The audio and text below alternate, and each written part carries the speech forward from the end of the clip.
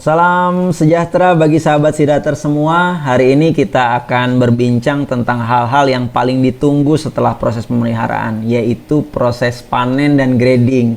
Proses panen ini tentu sangat ditunggu-tunggu dan sangat diharapkan keberhasilannya.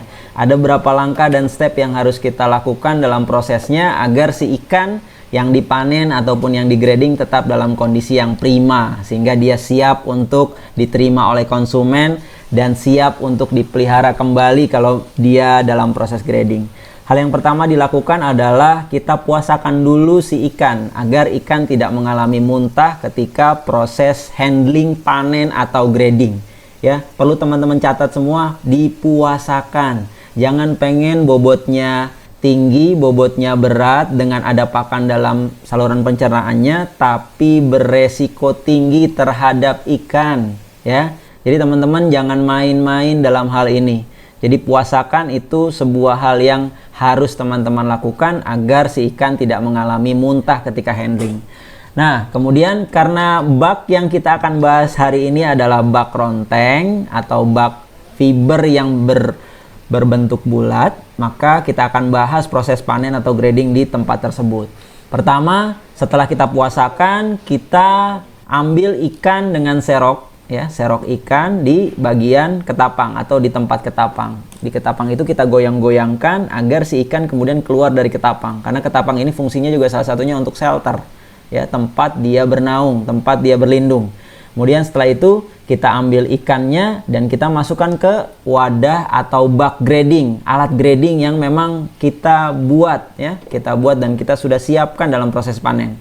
Setelah itu alat grading itu akan memisahkan ikan yang ukuran besar, kecil, dan seterusnya, ya. Kemudian setelah ada ikan yang sudah masuk ukuran, kita ambil, kita serok, kemudian kita masukkan ke wadah penimbangan. Nah, setelah kita timbang, kemudian ikan tersebut kita masukkan ke dalam plastik packing dan kita bisa kirimkan langsung ke pembeli. Ikan-ikan yang masih tersisa, tentunya ikan tersebut akan dipelihara kembali. Nah, ikan-ikan yang masih tersisa tersebut adalah ikan-ikan yang kemudian kita lanjutkan pemeliharaannya. Prosesnya juga tetap akan sama. Setelah mereka sudah terpisahkan ukuran, kemudian kita timbang, kemudian kita masukkan ke wadah ronteng yang baru yang sudah disiapkan. Ya. Kemudian kita tebar di sana, kemudian sampai proses semua ikan selesai.